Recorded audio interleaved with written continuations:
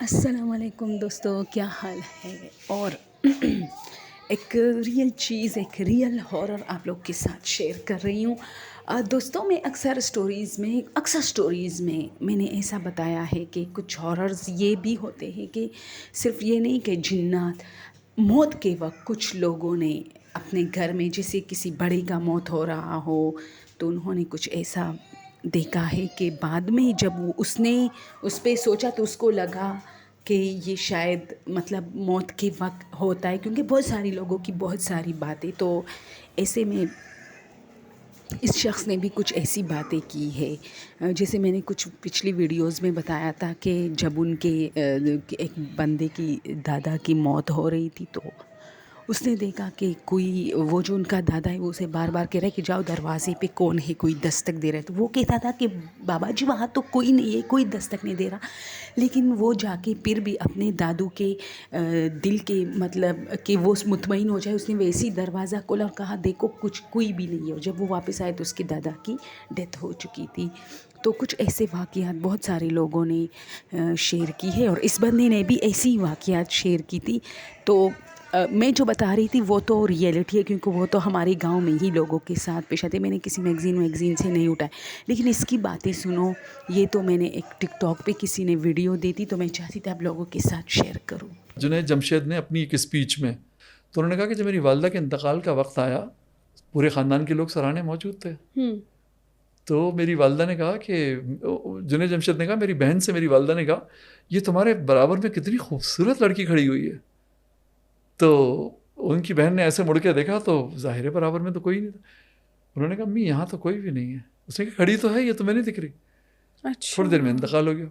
اسی طرح مفتی عمران اللہ کلیانوی، جن کا میں نے ابھی آپ کو کراچی یونیورسٹی کا قصہ بتایا، انہوں نے مجھے بتایا. انہوں نے کہا کہ جب میری والدہ کے انتقال کا وقت آیا تو ہم سب لوگ موجود تھے بیڈ سائڈ پہ.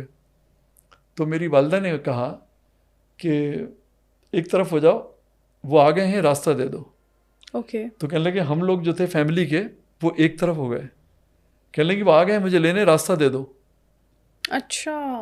تو نیک لوگ جو ہیں اللہ تعالیٰ کے، جو اللہ تعالیٰ کے پسندیدہ لوگ ہیں، ان کے لیے یہ انٹرویو میں دیکھ رہی تھی تو مجھے اچانک بہت سارے اور بھی واقعات یاد آ گئے جو کہ شاید میں شیئر نہیں کر چکی ہوں، کیونکہ اکثر میں بھول جاتی ہوں. تو اس طرح ہماری ایک خالہ کی بھی جب ڈیتھ ہو رہی تھی ہاسپٹل میں تو میرے ماموں ان کے ساتھ تھے. تو بعد میں جب ان کی ڈیتھ سب کچھ ہو گیا تو پھر میرے ماموں نے کہا کہ جس رات یعنی صبح کے ٹائم ڈیتھ ہوئی تھی تو رات کو ایسے ہوا کہ یہ اٹھی تھی اور کہہ رہی تھی کہ ہائے وہ دیکھو میرے ابا، حالانکہ ان کی ابا کی ڈیتھ ہو چکی تھی بہت پہلے.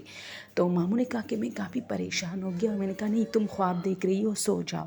لیکن اس نے کہا نہیں میں کیوں خواب دیکھ رہی ہوں، میں تو جاگ رہی ہوں. اور میرا نام لیا کہ ارے تمہیں کیا ہوا، میں کیوں خواب دیکھوں گی، وہ دیکھو میرے ابا آئے ہوئے ہیں. ابا کیسے ہو ایسے.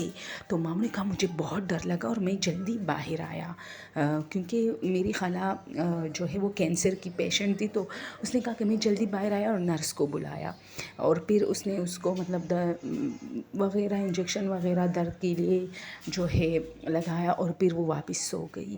تو یہ کچھ چیزیں ایسی ہوتی ہے کہ بندہ ڈر جاتا ہے. تو پھر جیسی وہ سو گئی نا تو اس کے بعد اس نے کہا کہ شاید 1-2 گھنٹے بعد اس کی ڈیتھ ہو گئی، اور مجھے پتہ ہی نہیں چلا. مجھے پھر 4 بجے کے ٹائم ہی اس کی ڈیتھ ہوئی تھی. تو 4 سے تھوڑا یعنی جیسی ہی فجر کی اذانیں ہونے لگی، نرس وغیرہ آئے اس کو چیک اپ کے لیے تو ان کی ڈیتھ ہو چکی تھی. تو ماموں نے یہ کہا کہ یہ ایک بات اس نے کہی تھی، اور یہ اس دن بھی ایسی باتیں کر رہی تھی. کبھی کہتی تھی ہائے ہماری خالہ آ گئی ہے، ان کو راستہ دے دو، آئے تم آئے ہو، اور اس طرح. تو بہت ہارر ہوتے ہیں یار. مجھے تو بہت ڈر لگتا ہے جب کوئی بیمار ہوتا ہے اور وہ مرنے کے قریب اور ایسی باتیں کر رہا ہو، تو بہت مجھ پہ ایک غنودگی سی طاری ہوتی ہے. دوستوں، آپ لوگ اس بارے میں کیا کہتے ہیں مجھے ضرور کمنٹ میں بتائیں.